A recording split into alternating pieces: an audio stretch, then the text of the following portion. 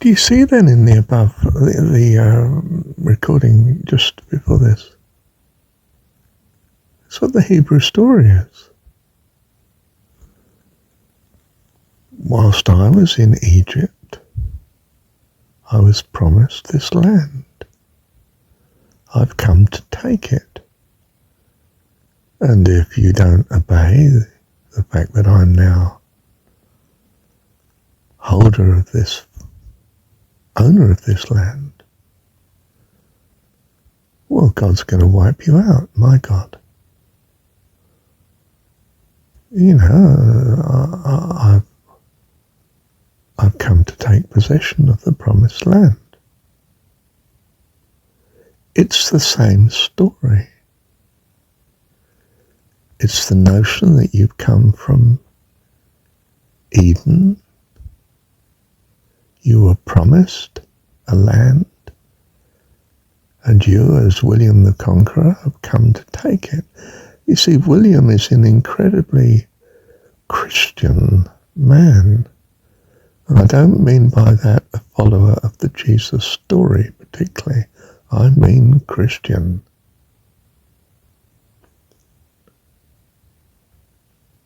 And his loyalty is Scythian, is Central Asian.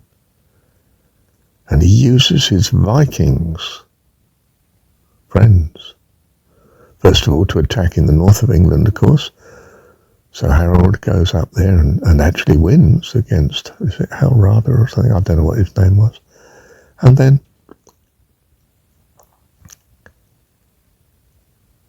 meanwhile, William, of course, has taken, I think it's Kent, isn't it? And takes London and so on. Takes control. And in the final battle of Hastings, well, yes, before he takes London, of course, in the battle of Hastings, well, Harold gets killed. Act of God, you know, an arrow kills him. And, I mean, the way the story unfolds, and, you know, it's historicity, isn't it? I mean, did he die through an arrow through his eye? Or is this symbolic of something? Are we talking about something Gnostic again? You never know. But anyway, we'll take it at face value. This is the story. And William takes his promised land.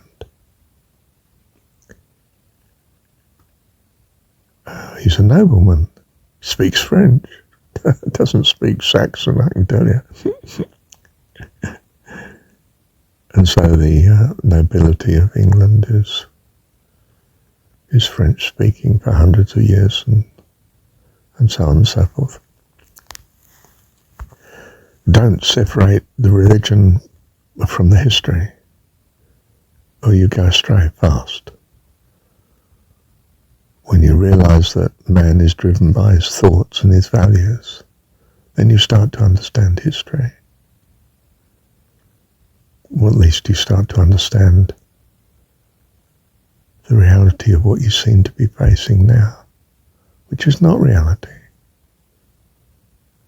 It's what you make of whatever real is out there beyond you, according to your culture and upbringing and values and the spectacles that you're wearing. You see it in this light and interpret it in this light and glean from it such understanding. Do you see that word understanding? It's not truth, is it? It's standing under a particular conviction of thought and loyalty. Life is loyal to its values, and it needs to recognize that the personification of its values is the way to go, with absolute loyalty And that will lead you to truer understanding with our Heavenly Dad. When you know Him that loves you, you realize you have a future of life abundant, a realization of life eternal, which is not actually to stand under at all, but to be one with family, not as child to father, but as adult to adult, friend to friend.